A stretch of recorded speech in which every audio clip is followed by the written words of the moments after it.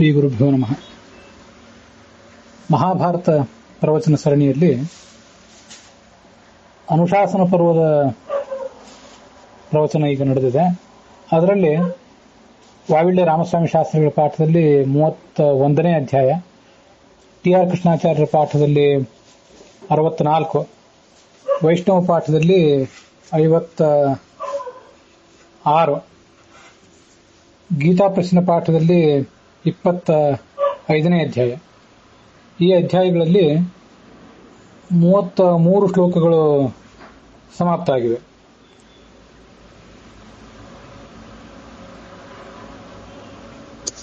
ತೀರ್ಥಕ್ಷೇತ್ರಗಳ ಒಂದು ವರ್ಣನವನ್ನ ನಾವೀಗ ನೋಡ್ತಾ ಇದ್ದೀವಿ.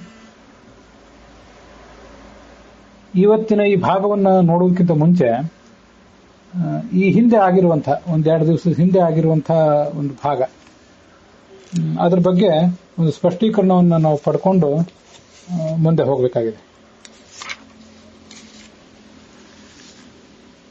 ಈಗೇನು ಅಧ್ಯಾಯ ನಡೆದಿದೆ ಇದರ ಹಿಂದಿನ ಅಲ್ಲ, ಅದರ ಹಿಂದಿನ ಅಧ್ಯಾಯ. ವೈಷ್ಣವ ಪಾಠದಲ್ಲೂ ಕೂಡ ಈಗ ನಡೆದಿರುವ ಅಧ್ಯಾಯದ ಅದರ ಹಿಂದಿನ ಅಧ್ಯಾಯ. ಅಲ್ಲಿ ಒಂದು ಶ್ಲೋಕ ಇದೆ. ದಾನ ಮಾಡುವವರ ಮತ್ತೆ ಸ್ವೀಕಾರ ಮಾಡುವವರು ಇವರೆಲ್ಲ ಧರ್ಮ ಅಧರ್ಮ ಇತ್ಯಾದಿಗಳನ್ನೆಲ್ಲ ವರ್ಣನೆ ಮಾಡಿದಂತಹ ಒಂದು ಭಾಗ ಅದು. ಬ್ರಾಹ್ಮಣನಿಗೆ ಸುಳ್ಳಾಡಿದರೆ ಪಾಪ ಬರ್ತದೆ. ಬ್ರಾಹ್ಮಣ ಯಾವತ್ತೂ ಸುಳ್ಳಾಡಬಾರ್ದು. ಬ್ರಾಹ್ಮಣ ಸುಳ್ಳಾಡಿದಾಗ ಅವನಿಗೇನು ಪಾಪ ಬರ್ತದಲ್ಲ, ಅದರ 4ನೇ ಭಾಗ ಕ್ಷತ್ರಿಯನಿಗೆ. ಕ್ಷತ್ರಿಯನಿಗೂ ಸುಳ್ಳಾಡುವುದು ಪಾಪವೇ, ವೈಶ್ಯನಿಗೂ ಪಾಪವೇ, ಶೂದ್ರನಿಗೂ ಪಾಪ, ಎಲ್ರಿಗೂ ಪಾಪವೇ. ಆದ್ರೆ ಬ್ರಾಹ್ಮಣನಿಗೆ ಏನು ಪಾಪ ಬಂದಿತ್ತು ಅಷ್ಟು ಪಾಪ ಕ್ಷತ್ರಿಯನಿಗೆ ಬರೋದಿಲ್ಲ. ಅದ್ರ 4ನೇ ಒಂದು ಭಾಗ ಬರ್ತದೆ. ಬ್ರಾಹ್ಮಣ ಪಾಪ ಏನ್ ಕಟ್ಕೋತಾನೆ ಅದರ 8ನೇ ಭಾಗ ವೈಶ್ಯನಿಗೆ ಬರ್ತದೆ ಅಂತ ಹೀಗಲ್ಲಿ ವರ್ಣನೆ ಮಾಡಿದ್ದಾರೆ. ಇದು ಉತ್ತರ ಭಾರತದ ಗೀತಾ ಪ್ರಶ್ನೆ ಪಾಠ ಮತ್ತೆ ವೈಷ್ಣವ ಪಾಠ, ಮತ್ತೆ ಭಾರತ ದರ್ಶನ ಪ್ರಕಾಶನದ ಪಾಠ. ಇದಕ್ಕನುಸಾರವಾಗಿ ನಾನು ಅರ್ಥ ಹೇಳಿದ್ದೇನೆ. ದಕ್ಷಿಣ ಭಾರತದ ಪಾಠಗಳಲ್ಲಿ ಎಲ್ಲಾ ಕಡೆ ಈ ಚತುರ್ಥಾಂಶ ಅಂತಿಲ್ಲ, ಇದನ್ನು ಗಮನಿಸಬೇಕು. ಬ್ರಾಹ್ಮಣಸ್ಯ ಅಂಧತೆ ಧರ್ಮ ಪ್ರೋಕ್ತ ಕ್ಷತ್ರಿಯ ಸಂಹಿತ. ವೈಷ್ಣವ ಪಾಠದಲ್ಲಿ ಇದು 50ನೇ ಶ್ಲೋಕ ನೀವು ಗಮನಿಸಬೇಕಾದ್ದು. ಪುಸ್ತಕ ತಗೊಂಡು ನೋಡುವವರು ಗಮನಿಸೋದಾದ್ರೆ 50ನೇ ಶ್ಲೋಕವನ್ನು ಗಮನಿಸಿ. ಉತ್ತರದ ಪಾಠ ನಾನು ಪರಿಗ್ರಹಿಸಿದ ಪಾಠ ಚತುರ್ಥೋಂಶಃ ಅಷ್ಟಾಂಶಃ ಅಂತ ಹೀಗಿದ್ರೆ, ದಕ್ಷಿಣ ಭಾರತದ ಪಾಠಗಳೆಲ್ಲ ಚತುರ್ಗುಣ ಅಷ್ಟಗುಣ ಅಂತಿದೆ. ಆದ್ರಿಂದ ಸಿಗಬೇಕಾದಂತಹ ಒಟ್ಟಾರೆ ಅರ್ಥವೂ ಕೂಡ ವ್ಯತ್ಯಾಸ ಆಗಿಬಿಡ್ತದೆ. ನಾವು ಹೇಳಿದ ಅರ್ಥದಲ್ಲಿ ಬ್ರಾಹ್ಮಣನಿಗೆ 100% ಪಾಪ ಬಂದ್ರೆ ಕ್ಷತ್ರಿಯನಿಗೆ 25%, ವೈಶ್ಯನಿಗೆ 12.5% ಪಾಪ ಬರಬೇಕು ಅಂತ ನಾನು ಹೇಳಿದ ಅನುವಾದ ಆಗಿತ್ತು. ಈ ಒಂದು ಅನುವಾದ, ಈ ಶ್ಲೋಕ ಏನಿದೆ ಇದರ ಅನುವಾದ ದಕ್ಷಿಣ ಭಾರತದ ಪಾಠದ ಒಂದು ಅನುವಾದ ಹೀಗಿದೆ. ದಾನವನ್ನು ಕೊಡುವವನಿಗೆ ಮತ್ತು ಪ್ರತಿಗ್ರಹವನ್ನು ಮಾಡುವವನಿಗೆ ಉಂಟಾಗುವ ಧರ್ಮಾಧರ್ಮಗಳನ್ನು ಹೇಳ್ತೇನೆ ಕೇಳುವ. ಬ್ರಾಹ್ಮಣನಿಗೆ ಸುಳ್ಳು ಹೇಳಿದರೆ ಉಂಟಾಗುವ ಅಧರ್ಮಕ್ಕೆ ಪಾತಕ ಅಂತ ಹೆಸರು. ಕ್ಷತ್ರಿಯನು ಬ್ರಾಹ್ಮಣನಿಗೆ ಸುಳ್ಳನ್ನು ಹೇಳಿದರೆ ಅದರ 4 ಪಟ್ಟು ಮತ್ತು ವೈಶ್ಯ ಸುಳ್ಳನ್ನು ಹೇಳಿದರೆ ಅದಕ್ಕೆ 8 ಪಟ್ಟು ಪಾತಕ ಉಂಟಾಗುತ್ತದೆ ಅಂತ ಒಂದು ಅನುವಾದ ಈಗ ನಾವು ವಿಮರ್ಶೆಗೆ ತಗೊಳ್ಬೇಕಾದದ್ದು. ಇಲ್ಲಿ ಚತುರ್ಗುಣ ಅಂತ ಪಾಠ ಇದೆ ದಕ್ಷಿಣ ಭಾರತದ ಪಾಠಗಳಲ್ಲೆಲ್ಲ. ಉತ್ತರ ಭಾರತದ ಪಾಠದಲ್ಲಿ ಚತುರ್ಥೋಂಶ ಅಂತಿದೆ. ಆದ್ರಿಂದ ನಾನು ಬೇರೆ ಅರ್ಥ ಹೇಳಿದ್ದೆ ಮೊನ್ನೆ. ಚತುರ್ಗುಣ ಅಂತಿದ್ರೆ ಅದರ 4 ಪಟ್ಟು ಆಗ್ತದೆ. ಇಲ್ಲಿ ಬ್ರಾಹ್ಮಣ ಸುಳ್ಳು ಹೇಳಿದರೆ ಅದಕ್ಕೆ ಪಾತಕ ಅಂತ ಕರೀತಾರೆ. ಅದಕ್ಕೆ ಬ್ರಾಹ್ಮಣನಿಗೆ ಸುಳ್ಳು ಹೇಳಿದರೆ ಉಂಟಾಗುವ ಅಧರ್ಮಕ್ಕೆ ಪಾತಕ ಎಂದು ಹೆಸರು. ಇಲ್ಲಿ ಆ ಶಬ್ದಗಳನ್ನು ನಾವು ಗಮನಿಸಬೇಕು ಸ್ವಲ್ಪ. ಬ್ರಾಹ್ಮಣಸ್ಯ ಅಂತ ಷಷ್ಠಿ ವಿಭಕ್ತಿ ಇದೆ.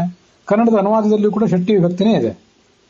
ಬ್ರಾಹ್ಮಣನಿಗೆ ಸುಳ್ಳು ಹೇಳಿದರೆ ಅಂತಂದ್ರೆ ಸುಳ್ಳು ಬ್ರಾಹ್ಮಣನನ್ನು ಕುರಿತು ಹೇಳುವುದು ಅಂತ ಅರ್ಥನೋ ಹೇಗೆ?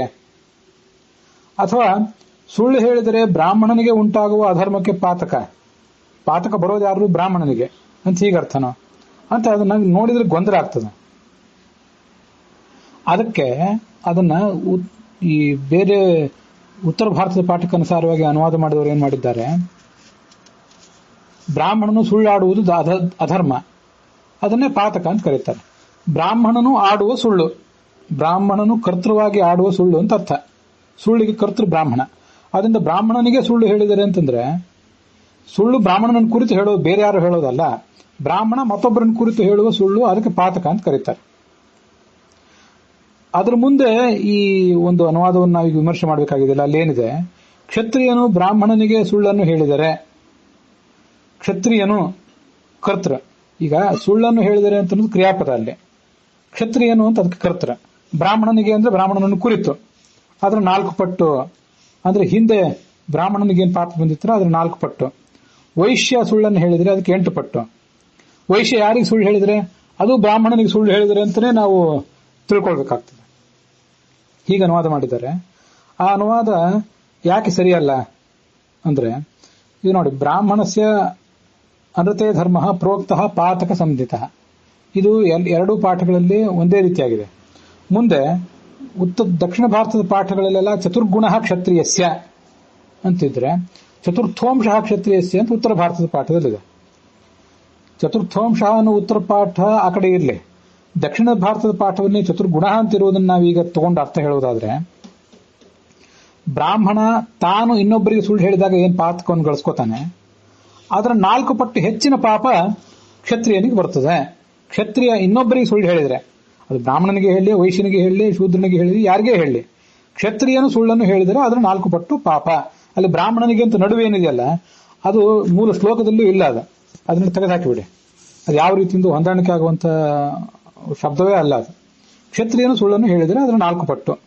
ವೈಶ್ಯನು ಸುಳ್ಳು ಹೇಳಿದರೆ ಯಾರಿಗೆ ಸುಳ್ಳು ಹೇಳಿ, ಕ್ಷತ್ರಿಯನು ಯಾರಿಗೆ ಸುಳ್ಳು ಹೇಳಿ, ಬ್ರಾಹ್ಮಣನಿಗೆ ಬಂದ ಪಾಪದ 4 ಪಟ್ಟು ಪಾಪ ಪಡ್ಕೋತಾನೆ. ಕ್ಷತ್ರಿಯ ಇದು ವೈಶ್ಯ ಸುಳ್ಳು ಹೇಳಿದ್ರೆ ಬ್ರಾಹ್ಮಣ ಪಡ್ಕೊಳ್ಳುವ ಪಾಪದ 8 ಪಟ್ಟು ಪಾತಕ ಪಡ್ಕೋತಾನೆ.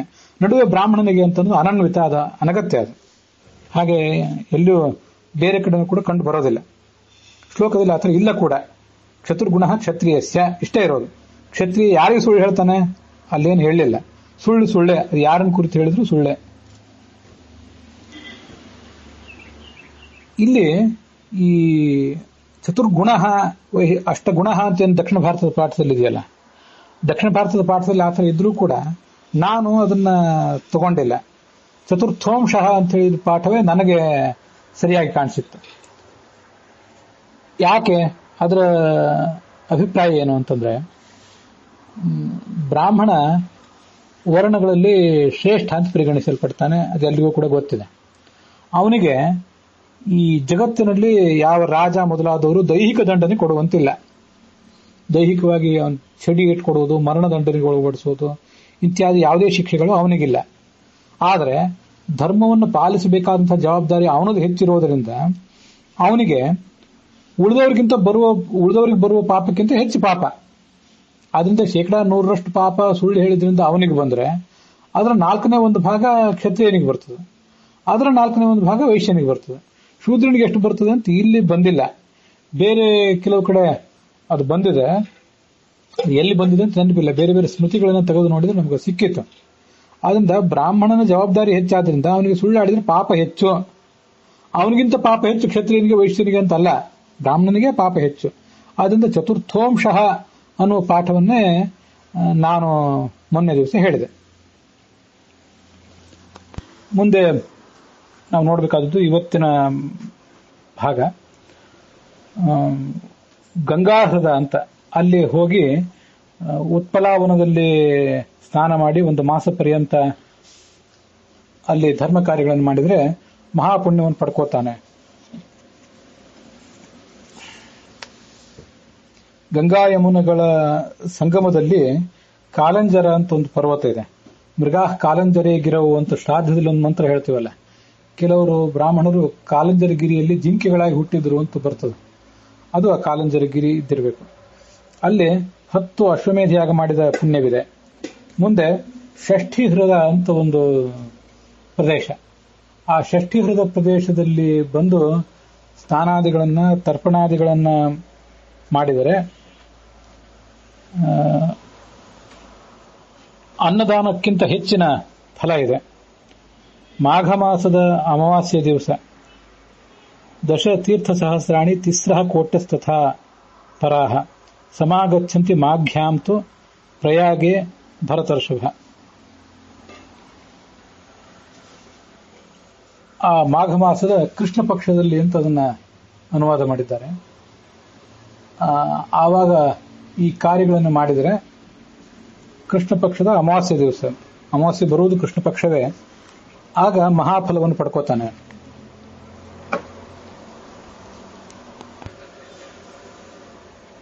ಮುಂದೆ ಪ್ರಯಾಗ ಕ್ಷೇತ್ರದಲ್ಲಿ ಸ್ನಾನ ಇತ್ಯಾದಿಗಳನ್ನು ಮಾಡಬೇಕು. ವ್ರತಾನುಷ್ಠಾನಪರರಾಗಿ ಪ್ರಯಾಗ ಕ್ಷೇತ್ರದಲ್ಲಿ ಇದ್ದರೆ ಅವಸಾನ ನಂತರ ಅವನು ಕೂಡ ಸ್ವರ್ಗಕ್ಕೆ ಹೋಗ್ತಾನೆ. ಮುಂದೆ ಮರುದ್ಗಣ ತೀರ್ಥ, ಪಿತೃಗಳ ಆಶ್ರಮ ಇರುವಂತಹ ತೀರ್ಥ, ವೈವಸ್ವತ ತೀರ್ಥ, ಅಲ್ಲೆಲ್ಲ ಸ್ನಾನ ಇತ್ಯಾದಿಗಳನ್ನು ಮಾಡಬೇಕು. ಮುಂದೆ ಬ್ರಹ್ಮ ಸರೋಗತ್ವ, ಕೆಲವು ಕಡೆ ಬ್ರಹ್ಮ ಶಿರೋಗತ್ವ ಅಂತನೂ ಇದೆ. ಬ್ರಹ್ಮ ಶಿರಃ ಸ್ನಾತ್ವ, ಹಿಂಗೆ ಕೆಲವು ಕಡೆ ಪಾಠ ಇದೆ. ಯಾವುದನ್ನು ತೀರ್ಮಾನ ಮಾಡೋದು ಕಷ್ಟ ಅಂತ ಬ್ರಹ್ಮ ಸರೋವರ ಅಂತ ಇಟ್ಕೊಳ್ಳೋದು ಒಳ್ಳೆಯದು. ಬ್ರಹ್ಮ ಸರೋವರ ಅಂದ್ರೆ ರಾಜಸ್ಥಾನದ ಪುಷ್ಕರ ತೀರ್ಥ ಅಂತೇಳಿ. ಭಾಗೀರಥಿ ನದಿಯಲ್ಲಿ ನಿತ್ಯ ಸ್ನಾನ ಇತ್ಯಾದಿಗಳನ್ನು ಮಾಡಬೇಕು. ಪುಷ್ಕರ ತೀರ್ಥದಲ್ಲಿ ಮತ್ತು ಭಾಗೀರಥಿ ತೀರ್ಥದಲ್ಲಿ, ಅದು ಬೇರೆ ಕಡೆ. 1 ತಿಂಗಳು ನಿರಾಹಾರನಾಗಿದ್ದರೆ ಮುಂದೆ ಚಂದ್ರಲೋಕಕ್ಕೆ ಹೋಗ್ತಾನೆ. ಮುಂದೆ ಉತ್ಪಾತಕೆ ನರಸ್ನಾತ್ವ ಅಂತಿದೆ, ಕೆಲವು ಕಡೆ ಕಪೋತಕೆ ನರಸ್ನಾತ್ವ ಅಂತಿದೆ. ಕಪೋತಕ ತೀರ್ಥ ಅಂತನೂ ಅದಕ್ಕೆ ಹೇಳ್ತಾರೇನೋ, ಉತ್ಪಾದಕ ತೀರ್ಥ ಅಂತನೂ ಹೇಳ್ತಾರೇನೋ. ಅಷ್ಟಾವಕ್ರ ತೀರ್ಥ, ಅವನು ಕೂಡ ನರಮೇಧ ಅನ್ನುವ ಯಾಗ ಮಾಡಿದ ಫಲವನ್ನು ಪಡ್ಕೋತಾನೆ. ಗಯಾದಲ್ಲಿ ಅಶ್ಮಪೃಷ್ಠೆ ಗಯಾಯಾಂಚ ನಿರವಿಂದೆ ಚ ಪರ್ವತೆ. ಗಯಾ ಕ್ಷೇತ್ರದಲ್ಲಿ ಅಶ್ಮಪೃಷ್ಠ ಅಂದ್ರೆ ಒಂದು ಕಲ್ಲಿರುತ್ತೆ, ಕಲ್ಲಿನ ಮೇಲೆ ಪಿಂಡ ಪ್ರದಾನ ಇತ್ಯಾದಿ ಮಾಡಿಸ್ತಾರಲ್ಲ, ಪ್ರೇತ ಶಿಲಾದ ಮೇಲೆ. ಅಲ್ಲಿ ಪಿಂಡ ಪ್ರದಾನ ಮಾಡುವಂಥವರು ಬ್ರಹ್ಮಹತ್ಯೆಯ ದೋಷವನ್ನು ಕಳ್ಕೋತಾರೆ. ನಿರವಿಂದ ಅಂತ ಒಂದು ಪರ್ವತ, ಅಲ್ಲಿ ಪಿಂಡವನ್ನ ಗಳಿಸಿದ್ರೆ, ಅಲ್ಲಿ ಪಿಂಡವನ್ನು ಇಟ್ಟರೆ 2ನೇ ಬ್ರಹ್ಮಹತ್ಯೆ.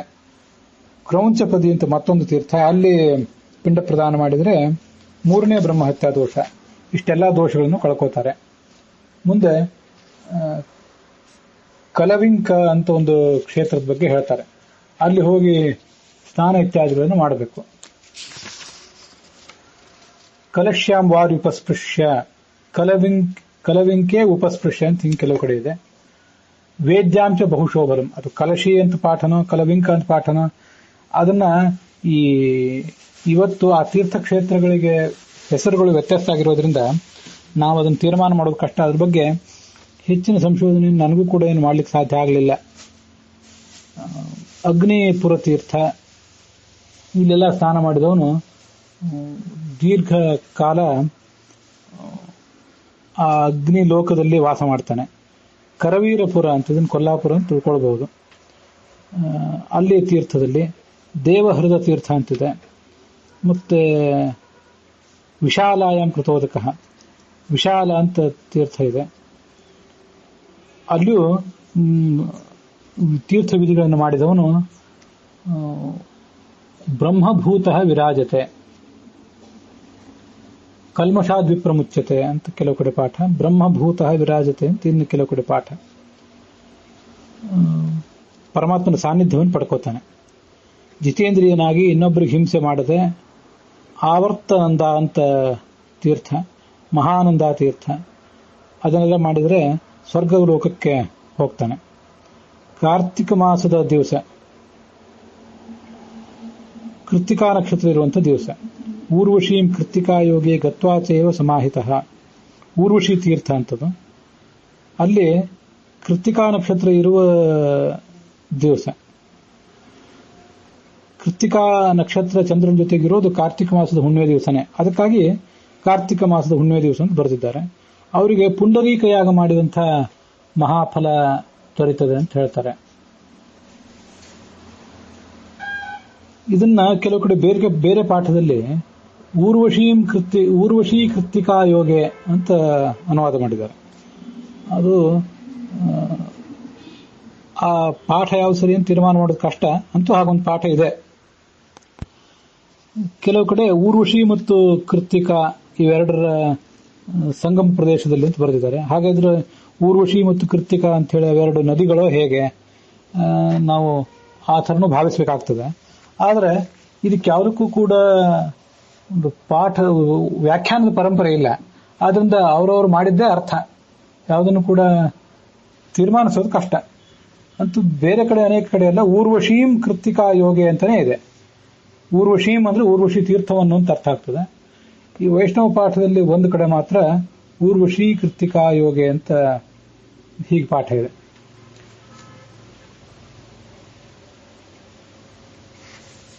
ಮುಂದೆ ರಾಮಹೃದ ಅಂತ ಒಂದು ಪರಶುರಾಮ ಕುಂಡ ಅಂತ ವರ್ಣನೆ ಮಾಡ್ತಾರೆ. ಅಲ್ಲಿ ವಿಪಾಶಾ ನದಿ ಇದೆ. ವಿಪಾಶಾಯಂ ಕೃತೋದಕ 12 ದಿವಸ ಅಲ್ಲಿ ಇರಬೇಕು. ಅದರಿಂದ ದೋಷಗಳನ್ನು ಕಳ್ಕೋತಾನೆ. ಮುಂದೆ ಮಹಾಹೃದ ಅಂತ ಅಲ್ಲಿ ಹೋಗಬೇಕು. ಮಹಾಹೃದದಲ್ಲಿ ವಾಸ ಮಾಡಿದರೆ, ಶುದ್ಧವಾದ ಮನಸ್ಸಿನಿಂದ ಒಂದು ಮಾಸ ವಾಸ ಮಾಡಿದರೆ ಜಮದಗ್ನಿ ಗತಿಂ ಲಭೇತ್ ಅಂತ ವರ್ಣನೆ ಇದೆ.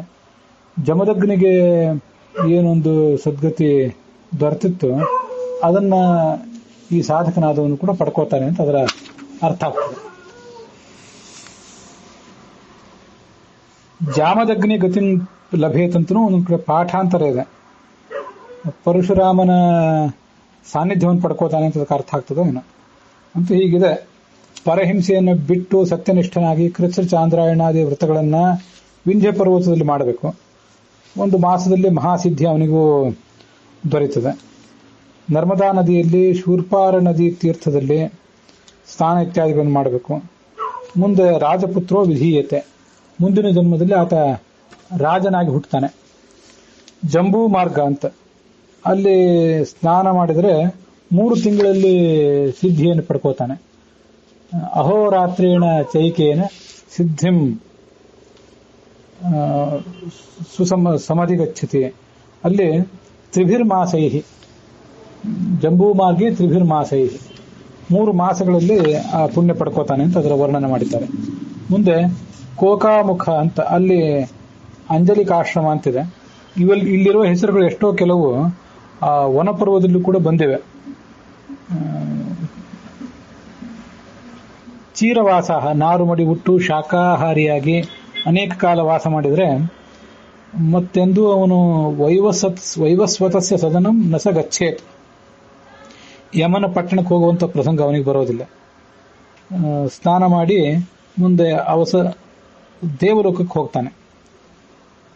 ಅಮಾವಾಸ್ಯ ದಿವಸ ಪ್ರಭಾಸ ಕ್ಷೇತ್ರದಲ್ಲಿ, ಈ ದ್ವಾರಕಾದ ಸಮೀಪ ಇರುವಂತಹ ಪ್ರದೇಶ, ಅಲ್ಲಿ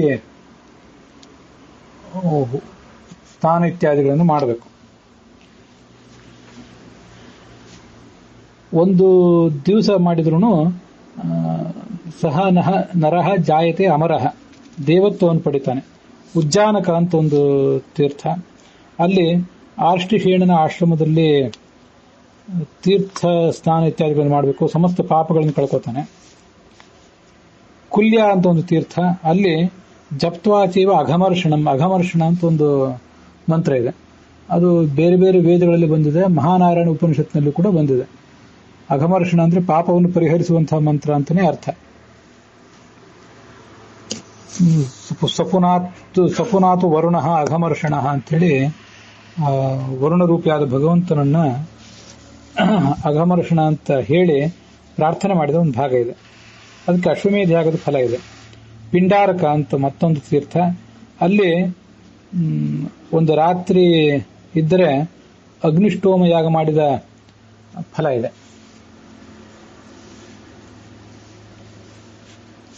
ಮುಂದೆ ಬ್ರಹ್ಮ ಸರಸ್ ಅಂತ ಒಂದು ತೀರ್ಥ, ಅಲ್ಲಿ ಪುಂಡರೀಕ ಯಾಗ ಮಾಡಿದ ಫಲವನ್ನು ಪಡ್ಕೋತಾನೆ. ಮೈನಾಕೆ ಪರ್ವತೆ, ಮುಂದೆ ಮೈನಾಕ ಪರ್ವತ ಅಂತ ಒಂದು ಭಾಗ ಇದೆ. ಆ ಮೈನಾಕ ಪರ್ವತದಲ್ಲಿ ಇರುವ ತೀರ್ಥಕ್ಷೇತ್ರದಲ್ಲಿ ಸ್ನಾನ ಮಾಡಿದರೆ, 1 ತಿಂಗಳ ಕಾಲ ವಾಸ ಮಾಡಿದರೆ ಎಲ್ಲಾ ಯಜ್ಞಗಳು ಮಾಡಿದ ಫಲವೂ ಕೂಡ ಅಲ್ಲೇ ದೊರೆಯುತ್ತದೆ. ಮುಂದೆ ಕಾಲೋದಕ ನದಿ ಕುಂಡ ಅಥವಾ ನಂದಿ ಕುಂಡ ಅಂತ ಹೀಗಿದೆ. ಅಲ್ಲೆಲ್ಲ ಕಡೆ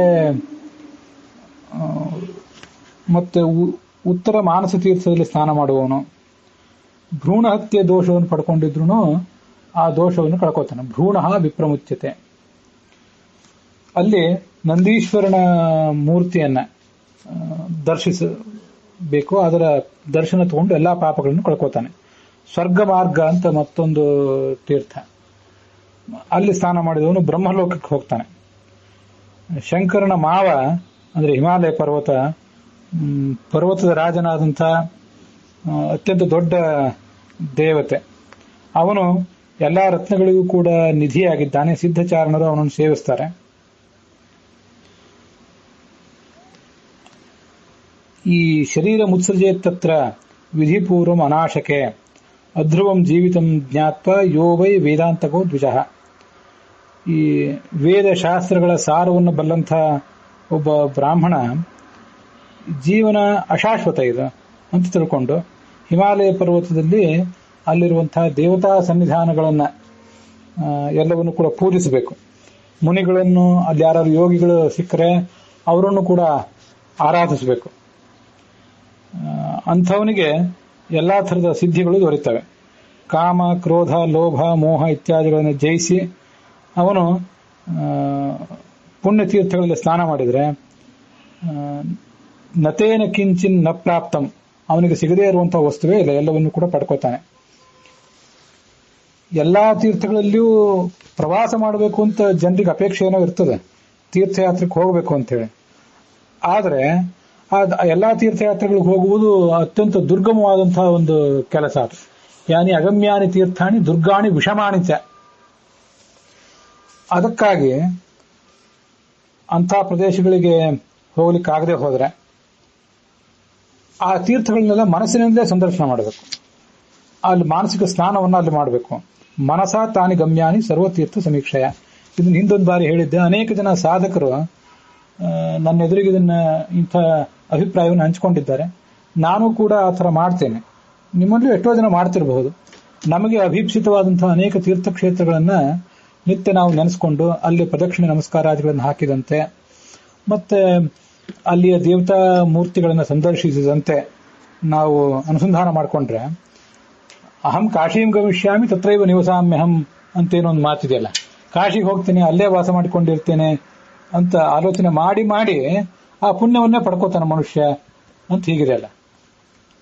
ಅದರಂತೆ ಈ ನಾವು ಧ್ಯಾನ ಮಾಡುವಾಗ ಇದೆಲ್ಲ ಒಂದು ರೀತಿ ಧ್ಯಾನ. ಇದು ಆ ಕ್ಷೇತ್ರಕ್ಕೆ ಹೋಗ್ತೇನೆ, ಅಲ್ಲಿ ವಾಸ ಮಾಡ್ತೇನೆ, ಅಲ್ಲಿ ಪುಣ್ಯ ಕಾರ್ಯಗಳನ್ನು ಮಾಡ್ತೀನಿ ಅಂತ ಅನ್ನೋದು ಒಂದು ಧ್ಯಾನ. ಆದ್ರಿಂದ ಮಹಾಫಲ ಸಿಗುತ್ತದೆ ಪ್ರತಿಯೊಬ್ಬನಿಗೂ ಕೂಡ. ಇದು ಈ ಪುಣ್ಯಕ್ಷೇತ್ರಗಳ ಮಹಾತ್ಮವನ್ನು ಇಲ್ಲಿ ತನಕ ಏನು ಹೇಳಿದ್ದೀವಲ್ಲ, ಇದು ಬಹಳ ಪವಿತ್ರವಾದದ್ದು, ಧನ್ಯವಾದದ್ದು. ಇದನ್ನು ಕೇಳಿದ ಮಾತ್ರಕ್ಕೆ ತೀರ್ಥಕ್ಷೇತ್ರಗಳಲ್ಲಿ ಸ್ನಾನ ಮಾಡಿದಷ್ಟು ಫಲ ಇದೆ. ಇದನ್ನ ಜ್ಞಾನಿಗಳಾದಂಥವರಿಗೆ, ಸ್ನೇಹಿತರಿಗೆ, ಅನೇಕ ಜನರಿಗೆ, ಶಿಷ್ಯಸ್ಯ ಅನುಗತಸ್ಯ ಶಿಷ್ಯನಿಗಾದರೆ ಯಾರಿಗಾದರೂ ಇದನ್ನ ಪ್ರವಚನ ಮಾಡಬೇಕು.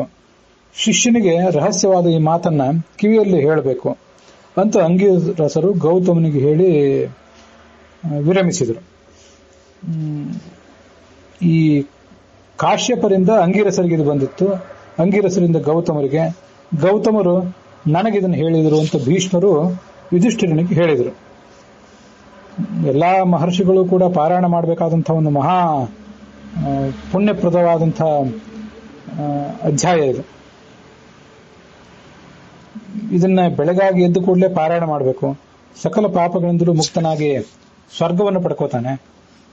ಉತ್ತಮೇಚ ಕುಲೇ ಜನ್ಮ ಲಭೇತ್ ಜಾತೀಂಶ ಸಂಸ್ಮರೇತ್. ಮುಂದಿನ ಜನ್ಮದಲ್ಲಿ ಶ್ರೇಷ್ಠವಾದಂತಹ ಒಂದು ಜನ್ಮ ಬರ್ತದೆ ಅವನಿಗೆ, ಉತ್ತಮವಾದಂಥ ಜನ್ಮವನ್ನು ಪಡ್ಕೊಳ್ತಾನೆ. ಅದಲ್ಲದೆ ಜಾತೀಂಶ ಸಂಸ್ಮರೇತ್, ಪೂರ್ವ ಜನ್ಮಗಳಲ್ಲಿ ತಾನೇನು ಸಾಧನೆ ಮಾಡಿರ್ತಾನೆ ಅಥವಾ ಯಾವ ಜನ್ಮದಲ್ಲಿ ಹುಟ್ಟಿದ್ದೆ ಅನ್ನೋದ್ರ ಬಗ್ಗೆ ಎಲ್ಲ ಅವನಿಗೆ ಒಂದು ನೆನಪು ಕೂಡ ಬರ್ತದೆ. ಆ ನೆನಪಿನಿಂದ ಏನು ಲಾಭ? ನಮ್ಮಂಥ ಸಾಮಾನ್ಯರಿಗೆ ಆ ನೆನಪುಗಳಿಂದ ಏನು ನೆನಪಾಗ್ಲಿಕ್ಕೆ, ಮಹಾ ಲಾಭ ಆಗ್ಲಿಕ್ಕಿಲ್ಲ. ದೊಡ್ಡವರಿಗೆ ಅಂಥ ಪೂರ್ವ ಜನ್ಮದ ಸ್ಮರಣಗಳಿಂದ ಅವರ ಸಾಧನದಲ್ಲಿ ಉಪಯುಕ್ತ ಆಗ್ತದೆ. ಒಂದು ವೇಳೆ ನೆನಪಾದರೆ ನಮಗೂ ಕೂಡ ನಮ್ಮ ಸಾಧನೆಗೆ ಅದು ತಾರಕ ಆದೀತೇನೋ. ಆದರೆ ಅಂಥ ಗತಕಾಲದ ನೆನಪುಗಳಿಂದ, ಗತಜನ್ಮದ ನೆನಪುಗಳಿಂದ ನಮ್ಮಂಥವರಿಗೆ ಆಗುವ ಅನುಕೂಲಗಳಿಗಿಂತ ಅನನುಕೂಲಗಳೇ ಹೆಚ್ಚು. ಏನೇನೋ ತೊಂದರೆಯನ್ನು ಮಾಡ್ಕೊಂಡು ಬಿಡ್ತೀವಿ ನಾವು. ನಮ್ಮ ಮನಸ್ಸು ಮತ್ತೆಲ್ಲೋ ಅಂಟಿಕೋತದೆ ಗತಜನ್ಮದ ಸಂಬಂಧವುಳ್ಳಂತಹ ವ್ಯಕ್ತಿಗಳ ಬಗ್ಗೆ. ಹೀಗೆಲ್ಲ ಆಗುವಂಥ ಸಾಧ್ಯತೆ ಇರ್ತದೆ. ಅಂತೂ ಪೂರ್ವಜನ್ಮದ ಸ್ಮರಣೆ ಬರ್ತದೆ ಅಂತ ಅನ್ನೋದು ಒಂದು ಮಹತ್ವದ್ದು. ಈ ಒಂದು ಲಾಭವನ್ನ, ಪೂರ್ವಜನ್ಮದ ಸ್ಮರಣೆಯೂ ಬಂದಿತ್ತು ಅನ್ನೋ ಲಾಭವನ್ನ ಹಿಂದೆ ಮಹಾಭಾರತದಲ್ಲಿ ಬೇರೆ ಯಾವ ಪ್ರಸಂಗಗಳಲ್ಲಿಯೂ ಕೂಡ ನಾನು ಕೇಳಿದ್ರೆ ನಂಗೆ ನೆನಪಿಲ್ಲ. ಅಂಥದ್ದೊಂದು ದಿವ್ಯವಾದಂತಹ ಫಲ ಇದರಿಂದ ಬರ್ತದೆ ಅಂತ ಹೇಳ್ತಾರೆ. ಅಲ್ಲಿಗೆ ಈ ಪ್ರಸಕ್ತ ಅಧ್ಯಾಯ 31ನೇ ಅಧ್ಯಾಯ ವಾವಿಳ್ಯ ರಾಮಸ್ವಾಮಿ ಶಾಸ್ತ್ರಿಗಳ ಪಾಠದಲ್ಲಿ, ಮತ್ತೆ TR ಕೃಷ್ಣಾಚಾರ್ಯರ ಪಾಠದಲ್ಲಿ 64ನೇ ಅಧ್ಯಾಯ, ಮತ್ತೆ ವೈಷ್ಣವ ಪಾಠದಲ್ಲಿ 56ನೇ ಅಧ್ಯಾಯ, ಉತ್ತರ ಭಾರತದ ಗೀತಾ ಪ್ರೆಸ್ಸಿನ ಪಾಠದಲ್ಲಿ 25ನೇ ಅಧ್ಯಾಯ ಇವು ಸಮಾಪ್ತವಾಗಿದೆ. ಇವತ್ತಿನ ಭಾಗವು ಕೂಡ ಸಮಾಪ್ತವಾಗಿದೆ.